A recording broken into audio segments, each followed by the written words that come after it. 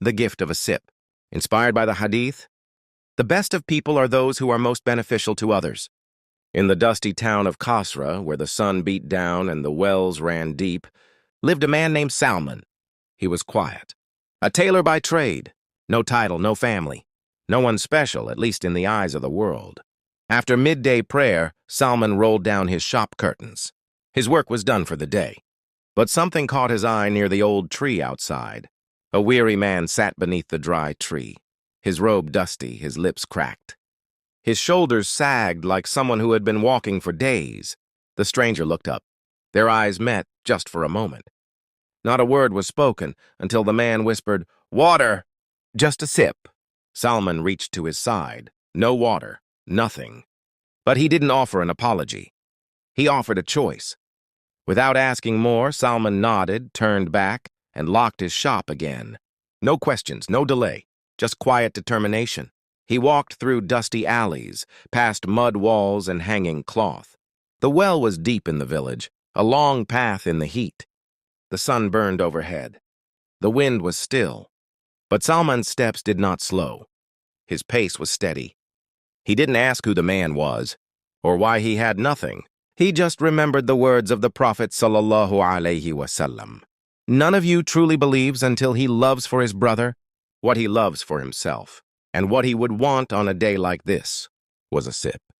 Salman stands at the edge of the deep stone well. His hands grip a thick rope, eyes focused, body braced. The sun is high above, shadows sharp. Halfway up, the bucket's rope jerks. It breaks, water splashing down. Salman steps back slightly, eyes fixed, but calm. A setback, not defeat. He picks up a second bucket, stronger rope this time. With both hands, he begins again, breath steady. Determined but tired. The second bucket reaches the top. Salman wraps it in a clean cloth, careful not to spill. The cup rests beside it. His hands tremble slightly from the weight. Salman walks along the dusty road with the water. The bucket swings in one hand, his pouch tied securely. Heat shimmers in the air. He is alone. He pauses beneath a tree, sweat trickling. The water glistens in the cup. His lips part slightly, but he shakes his head. This is a gift. A trust. The stranger remains slumped beneath the original tree, eyes barely open. His satchel is still beside him. A fly buzzes near. Still no words. Salman kneels and lifts the cup gently to the man's lips. The stranger drinks slowly with trembling hands.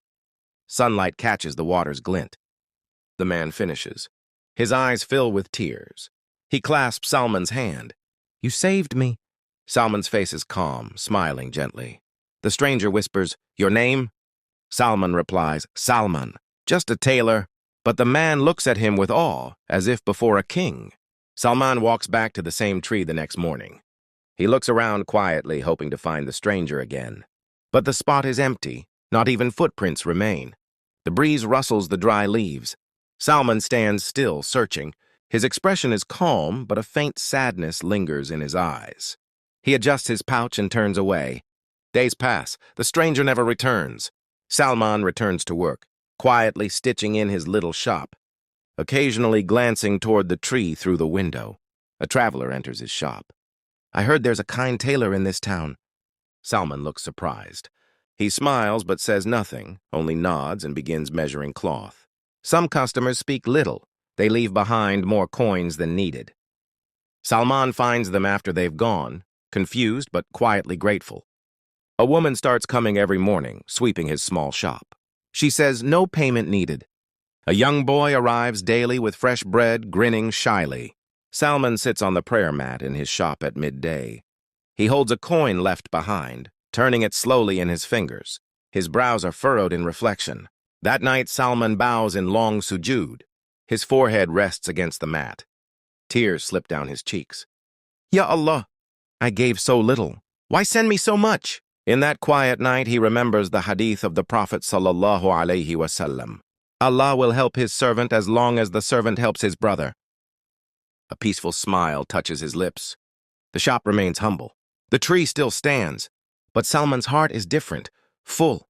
What left his hands quietly, returned with a sound only the soul can hear. Years later, Salman sits beneath the same tree.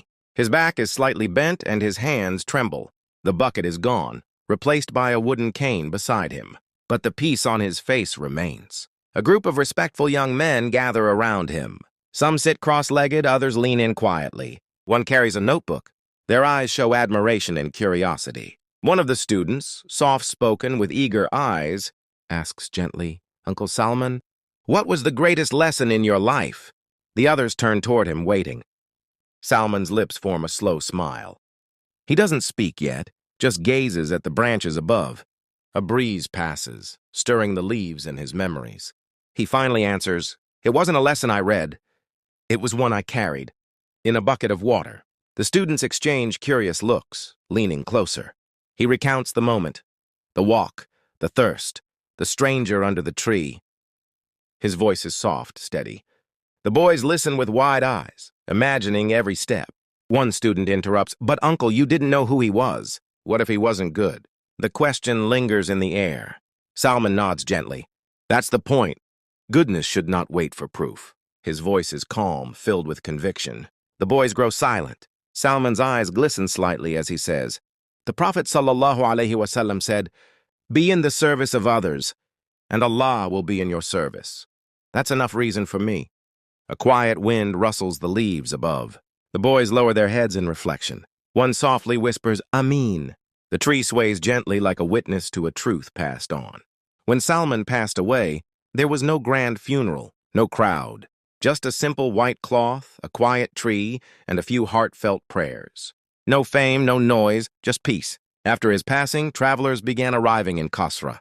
They asked villagers, "Where did the tailor of the thirsty live?" His story had quietly traveled heart to heart.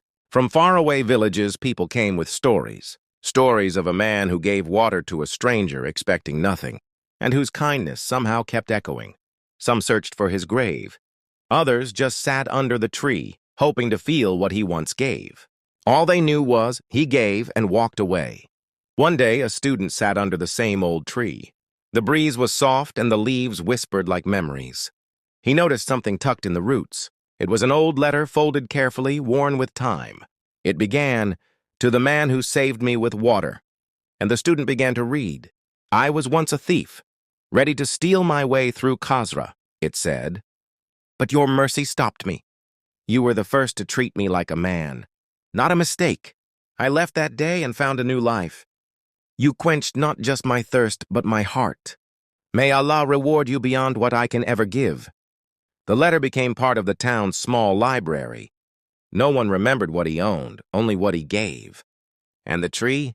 It still stood quietly watching. And on quiet days, people say the wind shifts gently, as if carrying a prayer or a sip of mercy still pouring.